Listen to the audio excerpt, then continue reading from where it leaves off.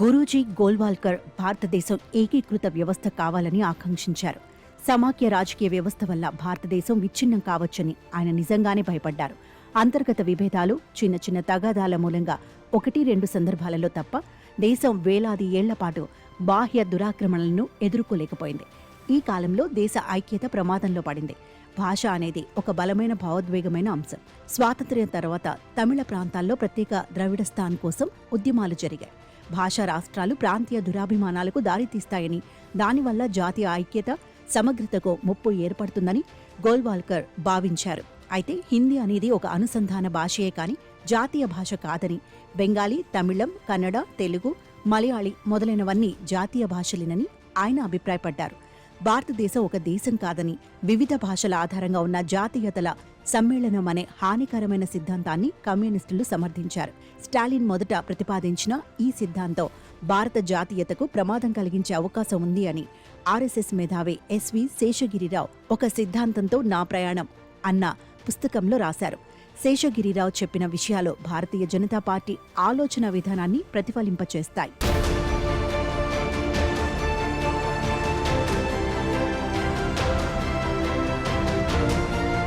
గత శతాబ్దపు తొలి దశాబ్దంలోనే హిందూ జాతీయవాదానికి బీజాలు పడ్డాయనడంలో సందేహం లేదు. వినాయక్ దామోదర్ సావర్కర్, కేశవ్ బలిరాం హెగ్డేవార్, మాధవ్ సదాశివ్ గోల్వాల్కర్ అనే ముగ్గురు సిద్ధాంతకర్తల ఆలోచన విధానమే బీజేపీకి పునాది అని వేరే చెప్పనక్కర్లేదు. సావర్కర్ రచించిన ఎసెన్షియల్ ఆఫ్ హిందూత్వ, గోల్వాల్కర్ రచించిన we or our nationhood, bunch of thoughts అనే గ్రంథాల్లో చెప్పిన విషయాలే బీజేపీ, దాని అనుబంధ సంఘాలకు చెందిన లక్షలాది కార్యకర్తలను ప్రత్యక్షంగా, పరోక్షంగా ప్రభావితం చేశాయి.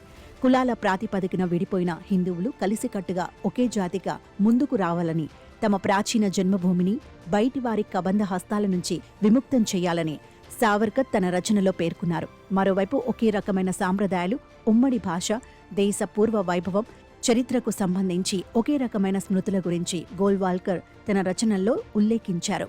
ఒకే మూలానికి చెందిన ఒకే సంస్కృతి కింద మనుగడ సాధించే జనాభా గురించి ఆయన మాట్లాడారు. ఇటాలియన్ జాతీయవాద నాయకుడు గియోసెప్పే మజ్ని ఆయనను ప్రభావితం చేశారు. మరాఠీలో మజ్ని జీవిత చరిత్రను కూడా గోల్వాల్కర్ రచించారు. గత 10 సంవత్సరాలుగా నరేంద్ర మోదీ ప్రభుత్వం మాట్లాడుతున్న ఒకే దేశం, ఒకే ఎన్నికలు, ఒకే దేశం, ఒకే గుర్తింపు కార్డు, ఒకే దేశం, ఒకే పన్ను, ఒకే దేశం, ఒకే పౌరస్మృతి లాంటి పదాల వెనుక ఒక ఆలోచన ఆధారం ఉంది. అన్ని రాష్ట్రాల్లో ఒకే పార్టీ అధికారంలో ఉండాలనే ఉద్దేశంతో డబుల్ ఇంజిన్ సర్కార్ ఏర్పాటు చేయాలని చెప్పిన మోదీయే అంతటా సర్వాంతర్యామిగా కనబడ్డ, కులగణనను వ్యతిరేకించిన ఆంధ్రప్రదేశ్, బీహార్ వంటి రాష్ట్రాల్లో ప్రాంతీయ పార్టీలను కూటమిలో కలుపుకున్న ఈ ఆలోచన విధానంలో భాగమే. రాష్ట్రాల అధికారాల్లో జోక్యం చేసుకుంటూ చట్టాలు చేయడం వెనుక ఉద్దేశం కూడా అదే.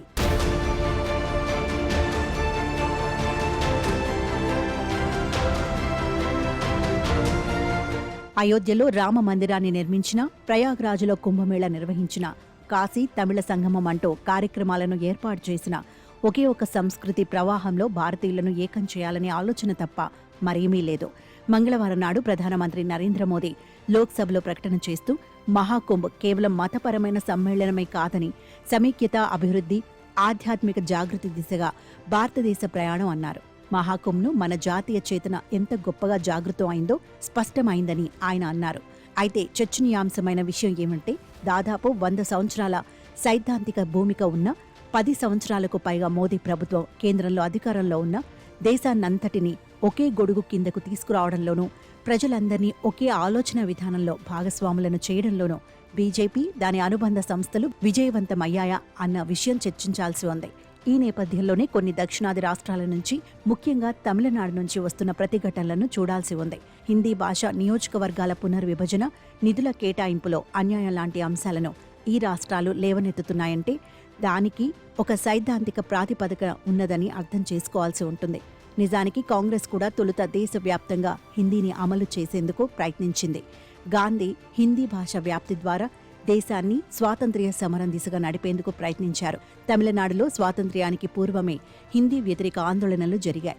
హిందీని ఇంగ్లీషు స్థానంలో దేశ జాతీయ భాషగా నిర్ణయిస్తూ హోంమంత్రి హోదాలో గుల్జారీలాల్ నందా సర్క్యులర్ జారీ చేసినప్పుడే హిందీ మాట్లాడని రాష్ట్రాల ప్రజలు తీవ్ర ఆందోళన వ్యక్తం చేశారు. ఆ తర్వాత హోంమంత్రి గోవింద వల్లభ్ పంత్ నేతృత్వంలో ఉభయ సభలకు చెందిన 35 మంది సభ్యులతో కూడిన పార్లమెంటరీ కమిటీ కూడా హిందీని ప్రధాన భాషగా నిర్ణయించినప్పుడు కూడా తీవ్ర వ్యతిరేకత బయలుదేరింది.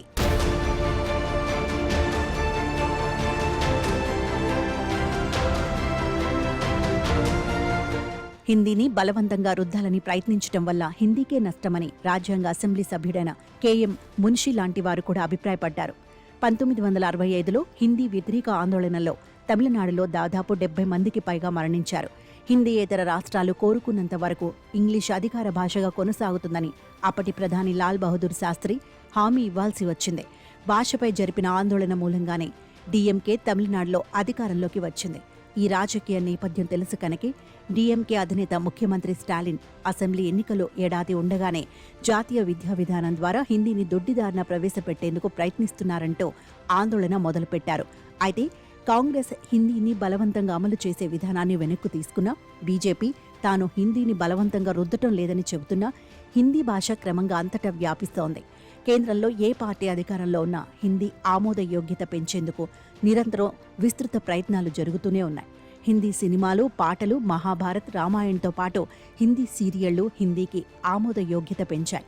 అనేక మంది దక్షిణాది ప్రజలు ఢిల్లీకి వచ్చి హిందీ రానందుకు తొలుత బాధపడినప్పటికీ వారు క్రమంగా హిందీలో పట్టు సంపాదించిన సందర్భాలున్నాయి. తనకు హిందీ, ఇంగ్లీష్ రానందువల్లే ప్రధానమంత్రి కాలేదని ఒకప్పుడు కామ్రాజ్ వాపోయారు.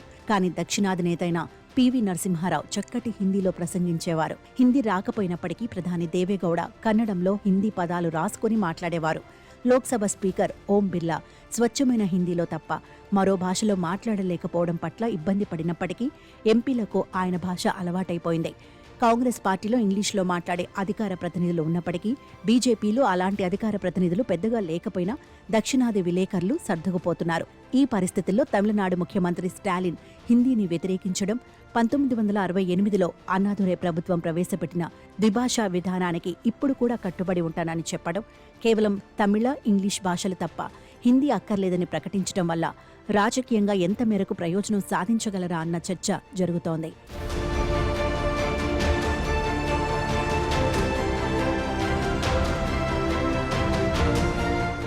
తమిళనాడులో అన్నా డీఎంకే కూడా స్టాలిన్ను సమర్థించక తప్పని పరిస్థితి ఏర్పడింది. కానీ ఇది కేవలం భాష పట్ల వ్యతిరేకత కాదని, బీజేపీ భావజాలం విస్తరణ పట్ల వ్యతిరేకత అన్న విషయం స్పష్టంగా అర్థమవుతూనే ఉంది. అందుకే భాషతో పాటు నియోజకవర్గాల పునర్విభజన వంటి అంశాలను కూడా కొన్ని దక్షిణాది పార్టీలు లేవనెత్తుతున్నాయి. నియోజకవర్గాల పునర్విభజన వల్ల దక్షిణాది రాష్ట్రాలకు అన్యాయం జరగబోతోందని, నిధులు, పన్నుల పంపిణీలోనూ ప్రాజెక్టుల కేటాయింపులోనూ దక్షిణాది రాష్ట్రాల పట్ల వివక్ష ప్రదర్శిస్తున్నారని ఆ పార్టీలు విమర్శిస్తున్నాయి. ఆర్థికంగా పనితీరు ప్రదర్శించిన రాష్ట్రాలకు నష్టం కలిగించే విధంగా కేంద్ర ప్రభుత్వ విధానాలను రూపొందించారని తమిళనాడు, తెలంగాణ, కేరళతో పాటు పంజాబ్ రాష్ట్రాల ఆర్థిక మంత్రులు విమర్శించారు. ఆంధ్రప్రదేశ్, కేరళ, తమిళనాడు, తెలంగాణ, కర్ణాటక రాష్ట్రాల కంటే ఎక్కువగా ఉత్తరప్రదేశ్కు నిధులు లభించిన విషయాన్ని వారు ఎత్తి చూపుతున్నారు. ఈ నేపథ్యంలో బీజేపీ రాజకీయంగా విస్తరించాలంటే కేవలం కుంభమేళా, రామమందిరం వంటి భావోద్వేగాలు సరిపోవు. హోలీ నాడు ముస్లింలు ఇళ్లకే పరిమితం కావాలని బీహార్లో ఒక బీజేపీ ఎమ్మెల్యే పిలుపిచ్చారు. తాము అధికారంలోకి వస్తే ముస్లిం ఎమ్మెల్యేలందర్నీ బయటకు గెంటేస్తామని బీజేపీ నేత సువేందు అధికారి అన్నారు. అస్సాంలో 10 సంవత్సరాలుగా బీజేపీ ప్రభుత్వం ఉన్న ముఖ్యమంత్రి హేమంత బిశ్వ శర్మ మదర్సాల మూసివేత వంటి ముస్లిం వ్యతిరేక అంశాలను ప్రస్తావిస్తూ ప్రచారంలో ఉంటున్నారు. అయితే దక్షిణాది రాష్ట్రాల్లో విస్తరించి గోల్వాల్కర్ ఆశించిన లక్ష్యం నెరవేరాలంటే ఇలాంటి ప్రచారాలు సరిపోవు. నియోజకవర్గాల పునర్విభజన, నిధుల కేటాయింపు విషయంలో రేగుతున్న ఆందోళనలకు కూడా జవాబివ్వాల్సి ఉంటుంది.